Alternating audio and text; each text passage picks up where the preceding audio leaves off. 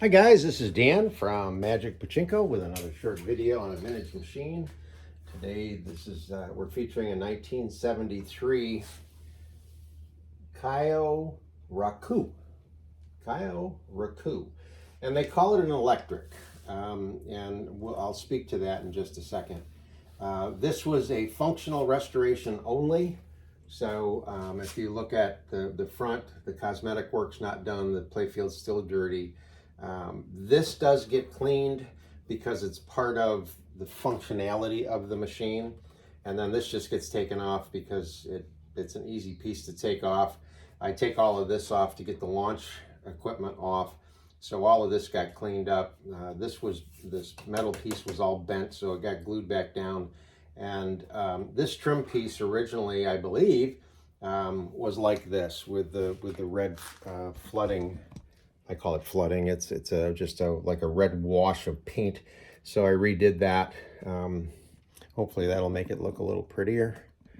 But very little other cosmetic work is done when I do functionals. We just get them working the right way. This is not one of my favorite machines. Most Pachinko machines are basically all the same, and this one is. Let me get this turned around so you can see the back of it. This is pretty much, I mean, they're all the same. Upper hopper, the feed tracks, the jackpots, you know, all of that stuff. Unfortunately, the way they put this thing together was just really odd. There was a piece here with these pieces on it. Then there was this piece as a base. Then there was this piece and this piece, and in here is the lever that all the balls drop on. Oh, it was crazy. And when I turn it back around again, I'll show you the ball handling mechanism, which is the most outrageous thing I'd ever seen. And it was fun trying to put it back together again, let me tell you, even with pictures. So a couple of things about this machine. Oddly enough, when I got it, there was the electrical connection and the wiring. There were and the switches.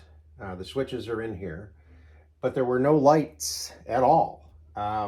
There should have been a light up in here for the ball out, and there now is a light in the jackpot. Those just weren't there, and I didn't even see the remnants of wires. In other words, if somebody was going to take it out, you should have seen some clipped wires here. This is new wiring in here. Just kind of odd.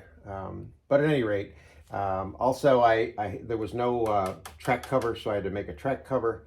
This had been messed with. This had been cut out. I'm not sure the reason why, but I try to bring these things back to their original functionality where the balls go out the front. So I had to add some plexiglass in there and get that all working.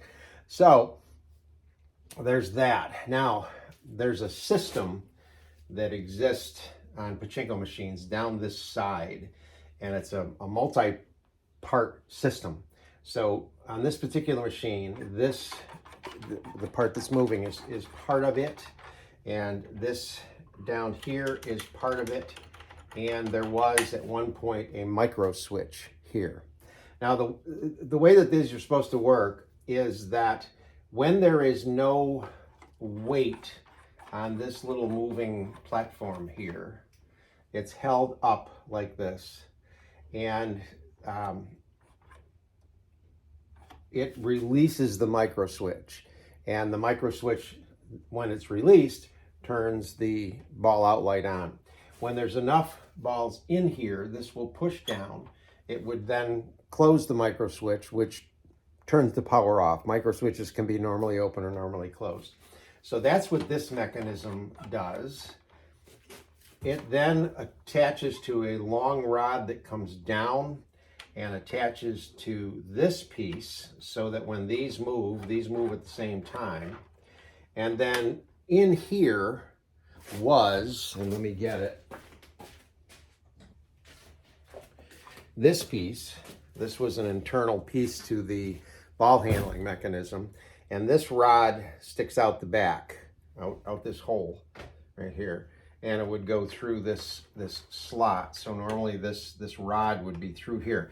So when this goes up, because there's enough balls in the track, it then raises this up, and internally it moves a flag out of the way so that the balls can go onto the launch ramp. Well, without that rod, someone had put a spring here, and that just wasn't cutting it, a long skinny spring. That wasn't functionally any good. I did not have that rod because this is an oddball machine. And when I started to try to launch balls, I'll have to show you when you turn it around, I was having difficulty. The launch system just wasn't smooth like it should be. So with all of that said, what I opted to do, because again, parts missing, is I took off the micro switch, not necessary. I took this portion of the ball handling mechanism out. There's a couple other pieces that interact with this. So now the launch system works just fine, but there is not the functionality of having a light come on when this machine runs low on pachinko balls, as there are in most pachinko machines. Again, there would be a light here and more wiring. So that feature is not available on this machine, but I'll show you my workaround, whatever you want to call it. Everything else is fine on the machine itself. So I'll show you how to load this thing. Actually, before I load it, let me turn it around and show you the ball handling mechanism. This is just a very strange ball handling mechanism. Now, most of these pieces, there's a release here, and they either swing out this way or they swing down. This one, you just simply grasp it and pull, and there's a little snap connector, whatever you want to call it, and that'll allow you to take this right off. Actually, there's some balls in there. How do you like that? Okay. So, again, this is one of the craziest ball handling mechanisms I've ever seen. And it hinges out. It releases. These balls are probably going to go. Oh, no, they're going to stay. Okay. It hinges out. So again, I've never seen any of this. It's on most pachinko machines, it's just a much simpler mechanism. But at any rate, like I said, it's working now.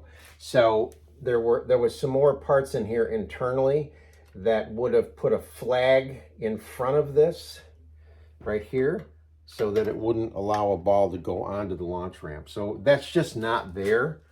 So this will always launch balls when it's necessary, and it launches them very nicely. Okay.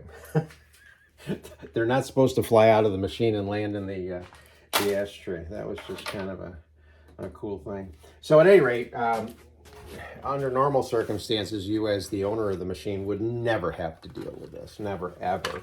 So let me get this put back on.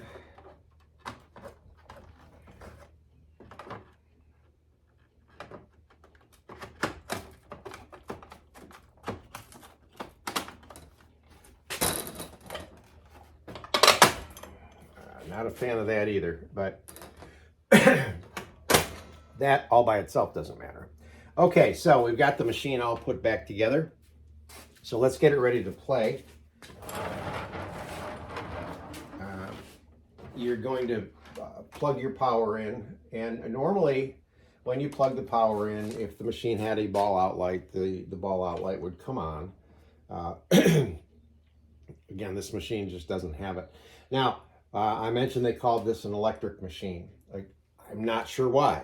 I've worked on a number of these, and I'm not really sure why they call it what they do. I guess I got rid of it. This circuit right here is what powers the lights. This circuit powered another switch that was located up in here. All it was a switch, just a leaf switch. Nisogen has their special electrics. Those machines have solenoids and extra lights and quite often a logic board. This machine doesn't have any of that. All it has is a third switch, I guess. My guess, and if someone knows about this, they can certainly contact me or make a comment on the video. My guess is that this system here is what went back to the control panel in the parlor and said, hey, when this switch is made, it runs low on balls. I think. I don't know. I'm not sure. So again, if anybody knows for sure, please contact me, leave a comment, whatever. But again, I just bypassed that. I took that switch out. It's just not necessary for the functioning of the machine. So when you get ready to play this machine has an odd ball dump system also. This is the ball dump mechanism up here. And the first thing you want to do, let me bring this in so you can see it, is you want to push this over and kind of down. It kind of goes over and down so that it locks onto that piece right there.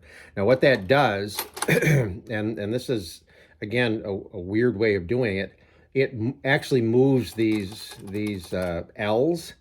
On most machines, they're fixed, but this moves the L's over so that it creates that bridge from here to here and allows the balls to go into the jackpot. If this is open, then these will drop. And this is what's called the ball dump and lets the balls out when you're getting ready to empty the machine. So when you get the machine back, this should be set, but if it's not, just make sure that it's set and then that these stay. In other words, they don't tip, okay?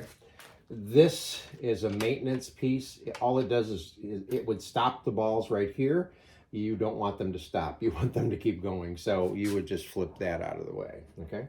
So 500 balls is the recommended amount. And when you first start, just start with a handful.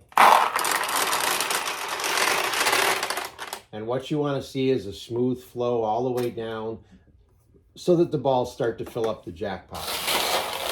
Put in another handful. And right now, what's happening is the balls are creating the double rows that feed the jackpot, and we're looking good. So, assuming you have 500, you're going to put 475, 480 of them in the upper hopper.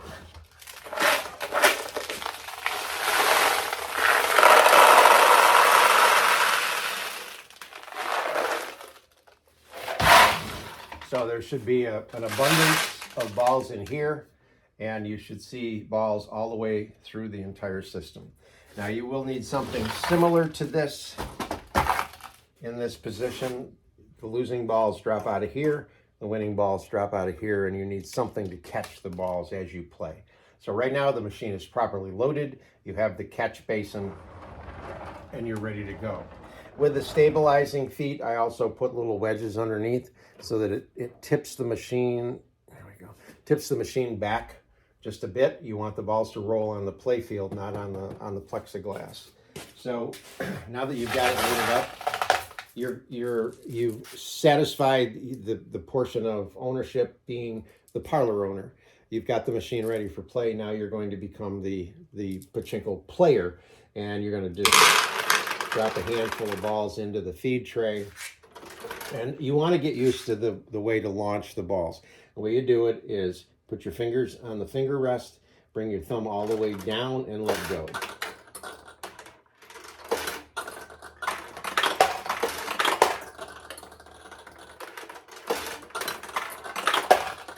There we go. And there's your win. The jackpot light came on, there's a win. Now the one thing I forgot about on the back side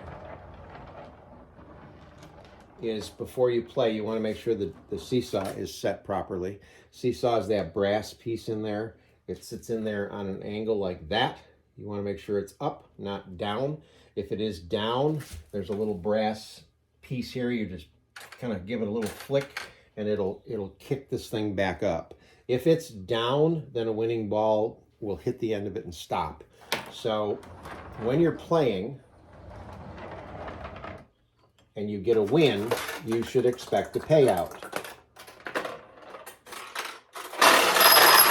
Like that.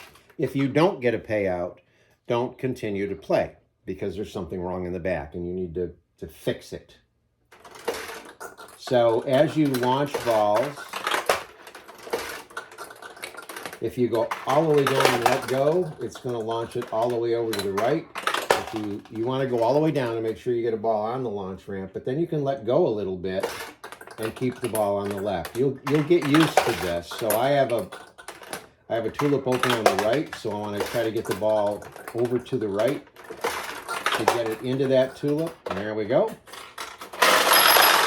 And there's a win.